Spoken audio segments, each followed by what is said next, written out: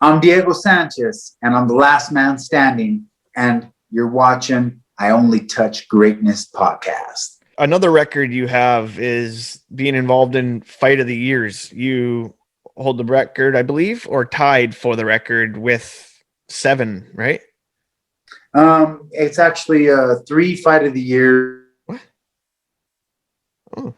and 7 Fight of the Nights. And so, yeah, they're both up there. I'd have to do some research myself, but I'm pretty sure that it's the record for the most Fight of the Years.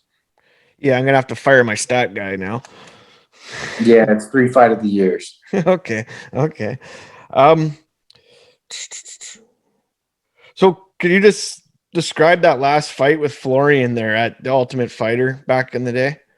Man, dude, this is a great story, actually, that people don't know, is that 8 weeks prior to the Kenny Florian camp, I was sparring a heavyweight, and this was nothing new to me. I always was sparring big guys when I was younger. That was a huge part of my success. I was sparring a heavyweight, and I was a lot faster than him. And I was like, all right, I'm gonna use my speed. I'm gonna throw this leg kick so fast, this dude ain't gonna have no time to do nothing. And I threw this leg kick as fast as I could. And this guy, Dan Christensen, he was a UFC fighter himself. I believe he was on season 2 of the show. He checked the kick so well. Man, my leg, it got fractured. The small bone on my leg got fractured. And the whole training camp, man, I had to do in secret with a cane. I was walking with a cane the whole camp. I had a broken leg, and I just taped it up. And I was like, I worked too hard, 3 months, every single day, 2 days. I was like, I worked too hard for them to take this away from me. I said, I don't care. I'm not calling the UFC. I'm not letting them know that I broke my leg. But I'm going to make it to the fight. And, I prayed for a miracle, man. I prayed to God for a miracle. I got my miracle. And 2 weeks before the fight, I was able to start walking. By the fight, I was able to, I was feeling good. I went in there, and I was able to close the distance, calm and cool and calculated. And I got a hold of Kenny, and I was able to, hit him when I needed to hit him, advanced position when I needed to have advanced position, and it was, it was a clean slaughter. Do you have a dream fight? Oh, my dream fight, of course, everybody has a dream fight. My dream fight is Conor McGregor. Yeah.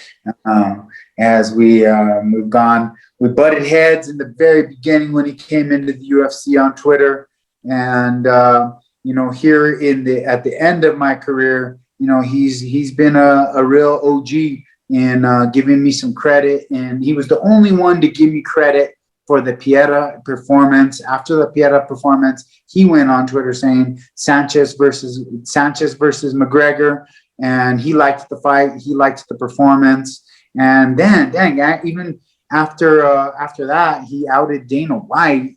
In saying, that I thought Diego did a great job in that performance, given the circumstances that the guy was 13 years younger, 20 pounds bigger, and just all of the things that were in play. I went in there and was able to pull out a victory somehow. Do you have a dream venue, and say that you haven't been to, and one that you have been to? Like, what's the best one you've ever performed in? The dream venue, the best one I ever performed in was definitely Mexico City. Just because of the energy of the fans out there was heavy. It was something I never felt before. I just could feel the power of those fans, and if I could pick a dream. If I could pick a dream venue, I'm not sure. Let's see. I'd probably have to say Moscow, Russia. Okay. I got a lot of love and support, and respect. You know, the Russians, man, they have a lot of respect, and they really love that Gilbert Melendez fight, man. I've got millions, literally millions of messages on how they loved that fight so much, and when I went out there to Moscow to do a professional grappling match with I believe it was the AMC Federation, and man, they took great care of me. Couldn't go to a restaurant that they wouldn't pay for the bill. You know, they wouldn't even come. People wouldn't even come and say hello or ask to take for a picture. You know, like in America, people will come ask for a picture. They would just pay for your meal. No words said, nothing. You don't even know who it is that paid for your meal, but they just have respect for warriors out there on another level. And that would be the place I'd like to fight if I ever could.